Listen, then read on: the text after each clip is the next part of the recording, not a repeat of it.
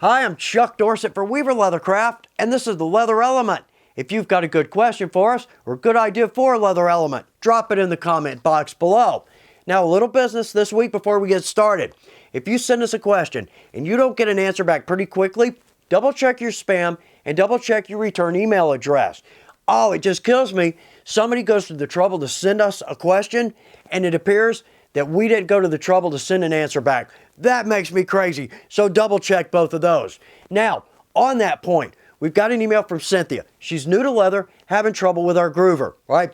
Let's cut through that. So we've got another leather element, kind of aimed more towards those of us who are new, but hopefully there's a couple of tips in here that'll help those of us with a little more experience as well. Okay, primary job of a groover is to literally cut a groove line in our top grain. So therefore, we can sew. Now, this does a couple of things. First off, we've got a groove. So therefore, our thread is going to sink down into that groove. It's going to be roughly parallel to the top grain. Therefore, that's going to reduce the risk of snags or catches. Easy enough. Secondly, and this is cool, when we're going to sew that, that gives us a perfect groove for our chisel. Easy to follow. So therefore, we get a very consistent stitch line. Now, one more point on the groover. I tend to use this on every edge because it dresses up my edge, makes it look finished. Here's a pick as an example. So we've got a strap. Doesn't look bad, actually looks pretty good. Looks pretty plain though. Let's drop in, same strap, but now we have a groove line on that. Notice what that does to the overall look. One more. Now we've got a groove and a beveled edge. Very professional, very finished. That's what we're looking for. A groover will do that. Super easy tool to use. So how about more groove, less talk? Let's step over here. Working from scratch. So we've got a groover, we've got a cutting head, and we've got a guide arm. And we'll talk about this shortly. But all I'm going to do is I'm going to butt that guide arm next to my leather edge. And I'm going to drop down my cutting head. Now, pressure not the point. Tool's going to do the job for us. But what I want to do here is give this a little counterclockwise motion.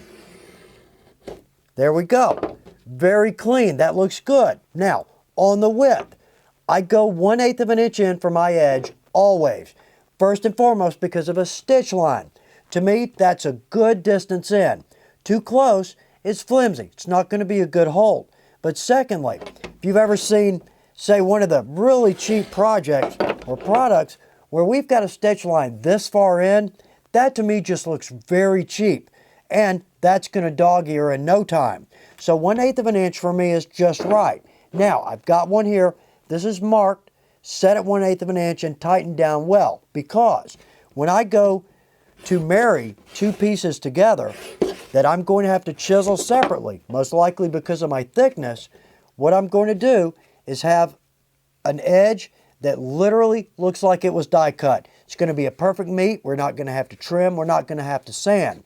So set one of your groovers at 1/8 of an inch and leave it there. Now, multiple groovers. I've got several in my shop. Right here, what I'm going to do, let's start here. We've got our 1/8 inch. So let's say we're going to put a stitch line in our edge. Okay? I've got my second groover set at 1/4 of an inch. So therefore, I've got two parallel lines. Now I've got one more set at 5/8 of an inch. So I'm going to cut a 3/8 of an inch border line. So there we go. So I've got my stitch line, 1/8 of an inch in, and now I've got a consistent border of any width. I can bevel this down, I can background it, or I can simply drop in spots because I've got a good border. Now here's a good pick of this. So all I've done there is cut my lines, bevel it down, background it, add some blue paint or a simple stamp. So easy to do with our groovers. Now, one thing. Here we go. Let's go right here.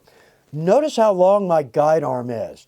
So if I loosen this down, just a little loose, a little tight here so we don't trash the tool, notice what happens. Notice how far out that guide arm sticks. So what's going to happen is when I go to groove, I'm going to hit my finger. Well, actually I didn't. But okay, let's try it again. So I'm going to hit my finger and that's going to skip. Okay, we don't want that. So what I tend to do on all but one, because I need my length here, I'm going to trim that arm, sand it, and of course totally void the warranty, inexpensive to replace. But because of that, what we can do is we can take our guide out. Now we have what's called a freehand groover.